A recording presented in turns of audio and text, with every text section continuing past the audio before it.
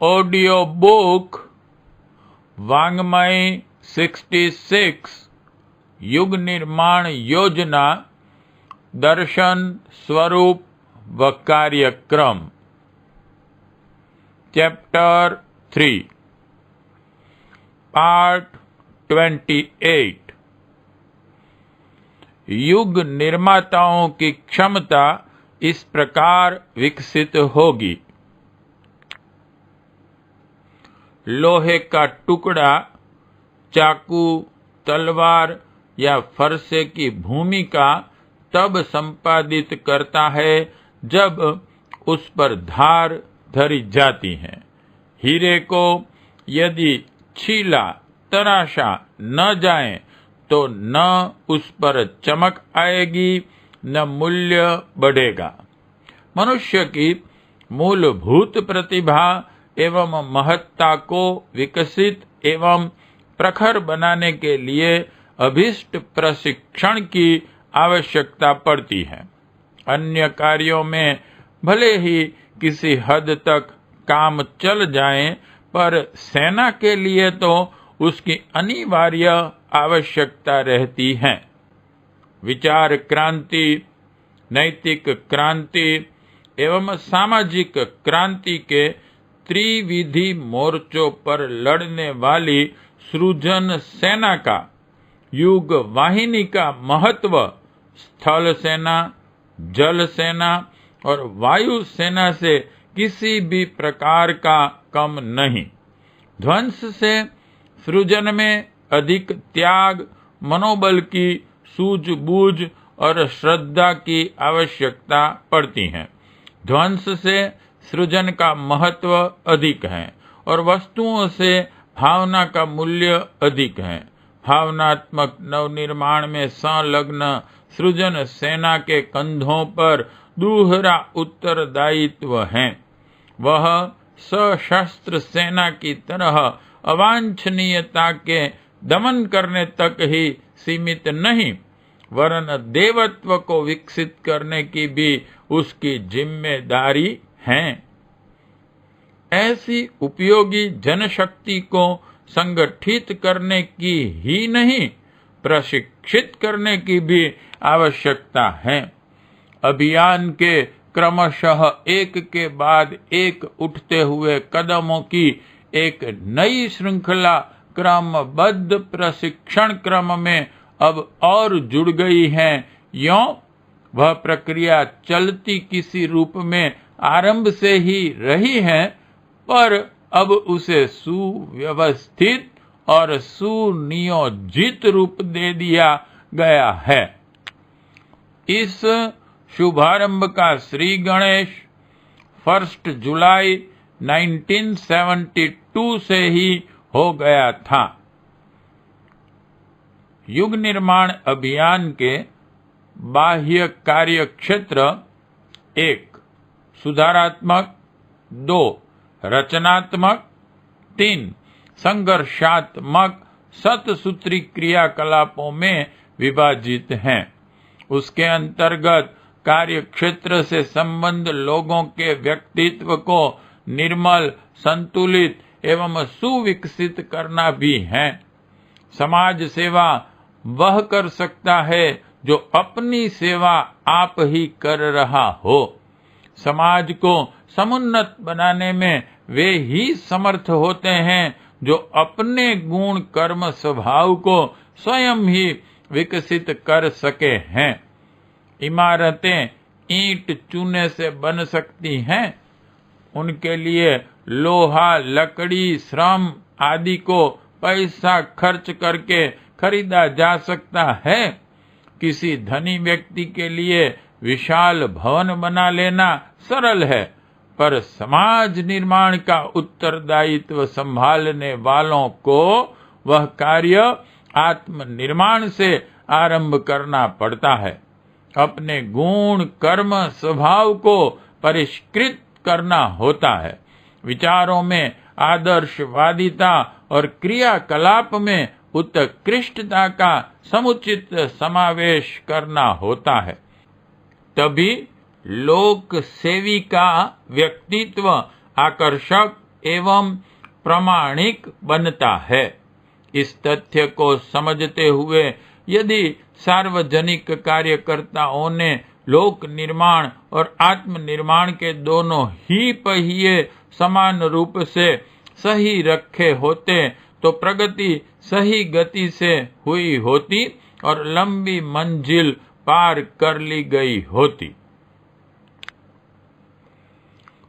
प्रस्तुत 3 रूप की शिक्षा योजना का आवश्यक अंग वह प्रशिक्षण है जिसमें लोक सेवा के लिए अपने आप को सही उपकरण के रूप से कैसे प्रस्तुत किया जा सकता है, अपनी प्रामाणिकता से कैसे आत्म संतोष के साथ साथ लोक श्रद्धा का भाजन बना सकता है, गुण कर्म स्वभाव के परिष्कृत करने के सैद्धांतिक एवं व्यावहारिक सभी पक्ष उस शिक्षा योजना में सम्मिलित किए गए हैं और आशा की गई है कि यदि शिक्षा को दीक्षा के रूप में ग्रहण किया गया तो शिक्षार्थी तपे सोने की तरह निखरा हुआ व्यक्तित्व लेकर विदा होगा और उन सफलताओं को प्राप्त करेगा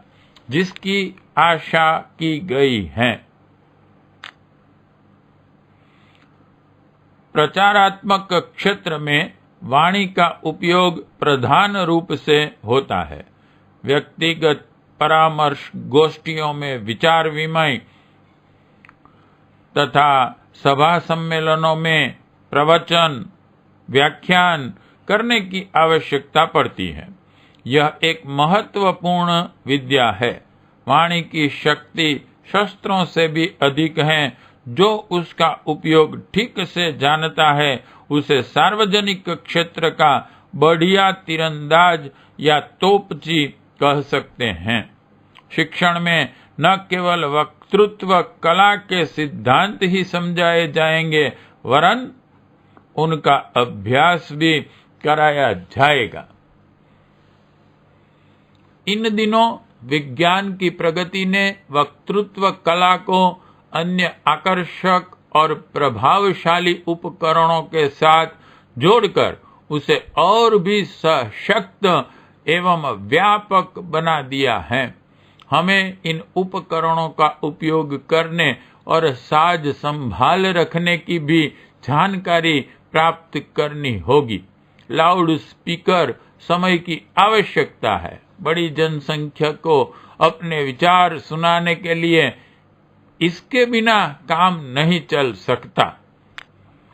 किराए के लाउड स्पीकर कब तक और कहां तक लिए जाएंगे? हर शाखा को वह तो अपना ही रखना होगा और कार्यकर्ताओं को उसका उपयोग रख रखाव तथा सुधारना सीखना होगा, अन्यथा वह आए दिन खराब होते रहेंगे और काम में कठिनाई उत्पन्न होती रहेगी। स्लाइड प्रोजेक्टर प्रकाश चित्र यंत्र हाथ में लटका कर ले जाया जाने वाला सिनेमा है।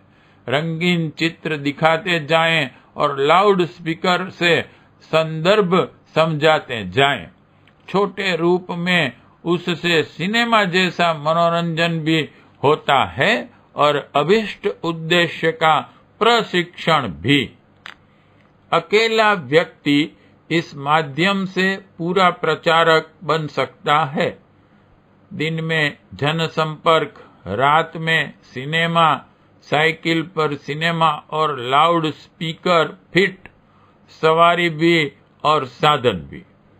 व्यक्ति घर से निकल पड़े तो हर रोज सैकड़ों हजारों जनता में जीवन जागृति की आग फूंकता हुआ परिव्राजक बना रह सकता है। बिना बिजली वाले छोटे गांवों में यह यंत्र बैटरी से भी चल सकता है और सुदूर देहातों एवं अशिक्षित लोगों में भी इस माध्यम से नव जीवन संचार किया जा सकता है। इस यंत्र का उपयोग किस चित्र की व्याख्या किस रूप में करनी है तथा यंत्र की साज संभाल कैसे रखनी है, यह सारी टेक्निक इस प्रशिक्षण में सम्मिलित रहेगी। जनसाधारण को प्रेरक संगीत का आनंद देने और भावनाएं मोड़ने के लिए ग्रामोफोन रिकॉर्ड्स बनाने की अपनी योजना गतिशील है। गानों के रिकॉर्ड बने हुए हैं, आगे और भी बनेंगे। किसी ऊंचे मकान पर लाउड स्पीकर के चोंगे बांधकर यदि प्रातः काल के शांत वातावरण में नित्य सुनाया जाया करें तो सारा गांव मोहल्ला इस संगीत लहरी के भाव प्रवाह में बहाया जा सकता है। गोष्ठियों और सम्मेलन आयोजनों के आदि अंत में भी यह रिकॉर्ड बजते रह सकते हैं। उन्हें बजाने का लाउड स्पीकर यंत्र युक्त एक नए किस्म का ग्रामोफोन होता है और बैटरी से चलता है। उसे रिकॉर्ड प्लेयर कहते हैं।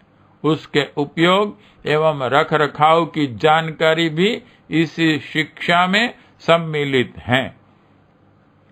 चौथा क्षेत्र है टेप रिकॉर्डर। इसके माध्यम से मिशन के सूत्र संचालकों के प्रवचन संदेश जन जन तक पहुंचाने का प्रयोजन पूरा हो सकता है। प्रेरक संगीत भी इसमें भरे जा सकते हैं। इस प्रकार वक्ता और गायक की दोनों आवश्यकता बहुत हद तक यह यंत्र पूरी कर देता है। लोगों को इकट्ठा करके इस यंत्र को चालू कर दिया जाए तो एक सुनियोजित सभा सम्मेलन का आनंद एवं लाभ मिल सकता है। छोटी गोष्ठियां तो इसके माध्यम से हर दिन की जा सकती हैं और हर वर्ग के उपयुक्त अलग अलग किस्म का शिक्षण इस माध्यम से चलता रह सकता है। बैटरी और बिजली दोनों से चल सकने के कारण यह बड़े बड़े नगरों और छोटे देहात में समान रूप से काम दे सकता है। क्षेत्रीय भाषाओं में भी इसके माध्यम से लोक जागृति की आवश्यकता पूरी करते रहा जा सकता है। इस यंत्र का उपयोग भी इस 3 मास की शिक्षा में भली प्रकार बताया जाएगा। प्रचार अभियान में चल पुस्तकालयों के संचालन तथा युग निर्माण विद्यालयों की योजना को प्रमुख स्थान दिया गया है। पर्वों के प्रेरक रीति से मनाने की प्रक्रिया को परंपरा का रूप देकर जन जागृति का स्थायी आधार खड़ा किया जाना है। समय समय पर गायत्री यज्ञ और युग निर्माण सम्मेलन होते ही रहते हैं। 16 संस्कारों के आधार पर परिवार शिक्षण की विद्या बहुत ही सफल रही है। इसे और भी व्यापक बनाया जाना है। साप्ताहिक आयोजनों के रूप में गीता सप्ताह और रामायण सप्ताह की अपनी प्रक्रिया जहां भी एक बार काम में आई है वहां लोग मंत्र मुग्ध रह गए हैं। धर्म, संस्कृति और युग चेतना को एक साथ मिलाकर जनमानस को दिशा देने में यह गीता रामायण सप्ताह इनकी व्यवस्था बनाने तथा कथा कहने की एक विशेष शैली है जो इन्हीं शिविरों में सीखने को मिलेगी। अपनी अभिनव सत्यनारायण कथा तो अब इतनी प्रचलित हो गई है कि उसे प्रायः हर जगह बार बार बढ़ी चढ़ी श्रद्धा के साथ सुना जाता है और उससे मौलिक प्रकाश ग्रहण किया जाता है। शिविर और यज्ञोपवीत के प्रचलन में मुंडन और उपनयन संस्कार सामूहिक रूप से कराए जाते हैं। इन माध्यमों से भारतीय धर्म के आदर्श तत्व ज्ञान के समझने, हृदयगम करने का अनुपम अवसर मिलता है। जन्मदिन, विवाह दिन, वानप्रस्थ संस्कार जैसे कितने ही धर्म आयोजन ऐसे हैं जो लोगों को धर्म श्रद्धा के अनुरूप भी पड़ते हैं, उन्हें आकर्षित भी करते हैं और साथ ही युगांतरकारी चेतना भी उत्पन्न करते हैं। इन सारे आयोजनों का व्यावहारिक रूप जाने और सीखने का अवसर प्रस्तुत शिविरों में भली प्रकार मिलेगा। रचनात्मक कार्यक्रमों में प्रौढ़ पाठशालाएं, महिला विद्यालय, व्यायाम शालाएं, फूल शाक और फल उत्पादन, स्वच्छता अभियान, गौ संवर्धन, सहकारी आंदोलन, प्रतियोगिताएं, प्रदर्शनियां, मेलों की अभिनव स्वरूप प्रदान करना, पुस्तकालय, वाचनालयों की स्थापना, कुटीर उद्योग जैसे ढेरों ऐसे काम हर जगह करने की गुंजाइश है जिसे भौतिक और आत्मिक प्रगति का पथ प्रशस्त हो। मंदिरों को प्रेरणा केंद्र बनाकर उन पर लगे धन, श्रम और समय को सार्थक बनाया जा सकता है। संघर्षात्मक, निषेधात्मक एवं ध्वंसात्मक कार्यक्रमों में हर स्तर के अनाचार का विरोध सम्मिलित है। सामाजिक कुरीतियां, बौद्धिक मूढ़ मान्यताएं, धार्मिक ठग विद्या, आर्थिक भ्रष्टाचार, राजनैतिक स्वार्थपरता, जन साधारण की अनैतिकता, अकर्मण्यता जैसे अनेक क्षेत्र संघर्ष के लिए खाली पड़े हैं।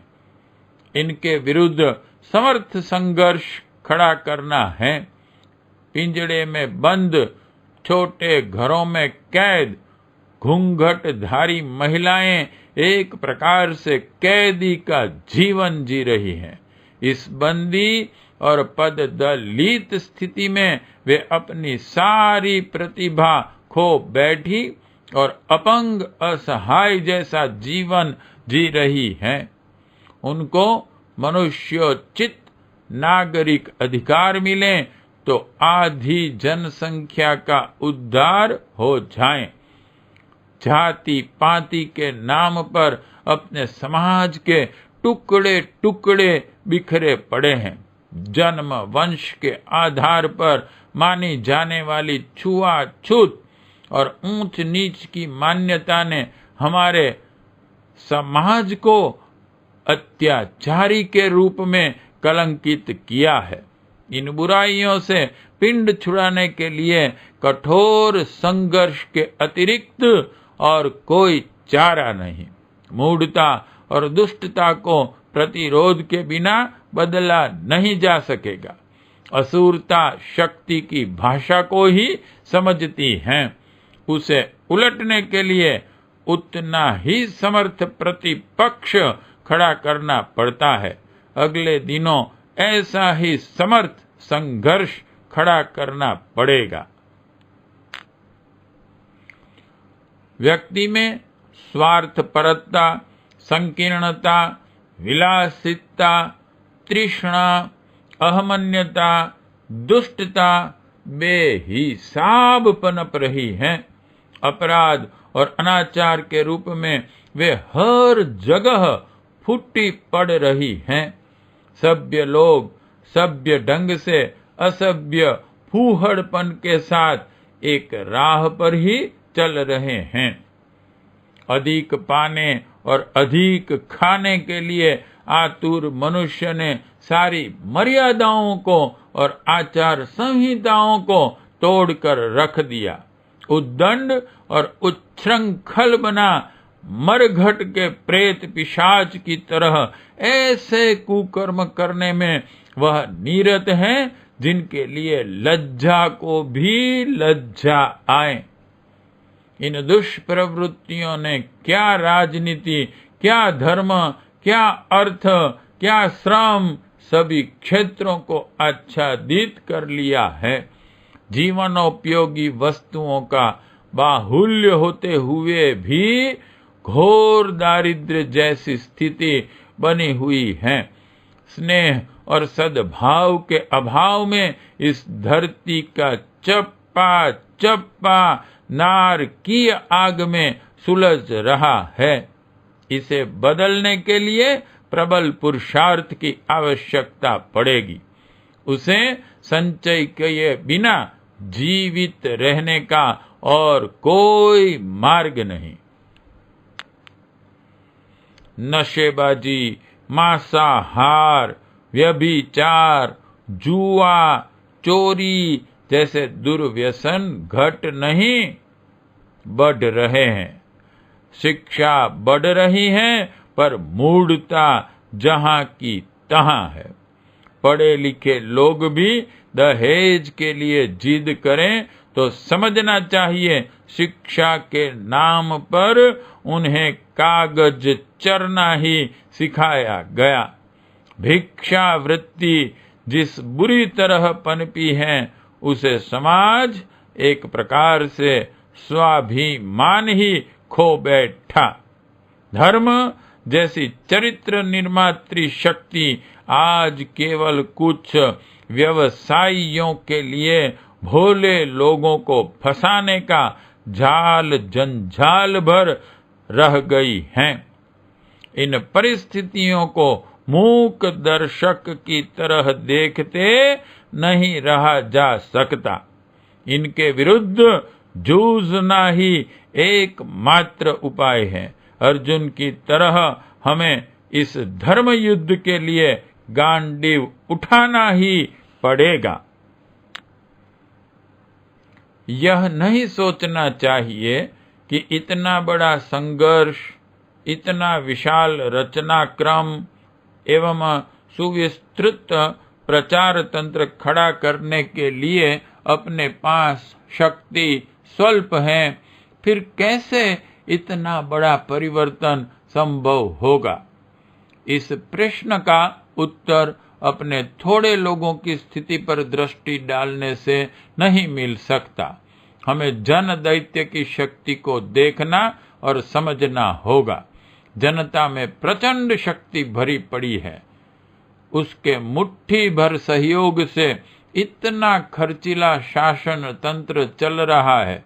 उसकी रत्ती भर श्रद्धा का लाभ लेकर 80 लाख साधु संतों का भरण पोषण हो रहा है तथा धर्म के निमित्त अरबों खरबों रुपया सदैव खर्च हो रहा है। जनता की शक्ति समुद्र से गहरी है, हिमालय से ऊंची है, पवन जैसी व्यापक है और आकाश से अधिक विस्तृत है। इसके एक झोंके में सरकारें उखड़ती और जमती रहती हैं। यह शक्ति कुंभकर्ण की तरह सो जाए तो उस पर भैंसे भी निर्द्वंद घूमते रह सकते हैं, पर यदि वह जाग पड़े तो सब कुछ उलट पुलट हो सकता है। सहस्त्र बाहु संगठन का ही नाम है। महाकाली संघ शक्ति को ही कहते हैं। उसका तनिक सा समर्थन उत्थान का गगन चुंबी प्रसाद खड़ा कर सकता है और उसके कोप से पर्वत धूलि में मिल सकते हैं। इस जनशक्ति का इस धरती की सबसे बड़ी सामर्थ्य का स्वरूप हमें जानना होगा और उपयोग करना सीखना होगा। इतना किया जा सके तो वह सब कुछ संभव हो सकता है जिसे साधारणतः असंभव समझा जाता है। अगले दिनों युग परिवर्तन के लिए हमें इतना ध्वंस, इतना सृजन करना पड़ेगा जिसकी कल्पना ही आज तो भारी पड़ेगी। समय के साथ साथ परतें खुलती चली जाएंगी और असंभव के गर्भ में से संभव उत्पन्न होता चला जाएगा। जनता को जगाया जाना, उसे मोड़ा जाना, यही सबसे बड़ा काम है। इंजन गर्म हो गया और चल पड़ा तो समझना चाहिए वह हवा से बातें करेगा और दूना वजन खींचता हुआ लक्ष्य पर जाकर ही रुकेगा। हमें इंजन गर्म करना है, इसे गति देनी है। इसके बाद यह संपन्न होते हुए मजे में देखा जा सकता है, जिसे अनजानों की भाषा में चमत्कार कहा जा सकता है। शांति कुंज हरिद्वार में सृजन सेना को प्रशिक्षित करने की योजना में उपरोक्त सभी तथ्यों का, सिद्धांतों का, क्रियाकलापों का समावेश है। जिस स्तर के शिक्षार्थी होंगे, जिन्हें जिस क्षेत्र में काम करना होगा, उसके अनुरूप शिक्षा पद्धति में हेरफेर भी होता रहेगा, पर श्रृंखला यही चलेगी। प्रचारात्मक, ज्ञान यज्ञ परक क्रिया कलापों द्वारा, जन जागरण, रचनात्मक गतिविधियों द्वारा, सृजन की साधना तथा संघर्षात्मक अभियान द्वारा अनाचार को पददलित करने के अनेक मार्ग और प्रकार हो सकते हैं। समय के अनुसार उस पद्धति में हेर फेर की गुंजाइश रह सकती है, इसलिए किसी सीमित पाठ्यक्रम में उसे अवरुद्ध नहीं किया गया है। सिद्धांत शाश्वत और अपरिवर्तित हैं। लक्ष्य स्पष्ट है। मनुष्य में देवत्व का उदय और धरती पर स्वर्ग का अवतरण। इसे व्यावहारिक रूप से कब, कहां, कैसे, कौन लाए, यह सब परिस्थितियों पर निर्भर है। इसलिए उपरोक्त शिक्षा क्रम में इसके लिए गुंजाइश रखी गई है। पार्ट 28 समाप्त।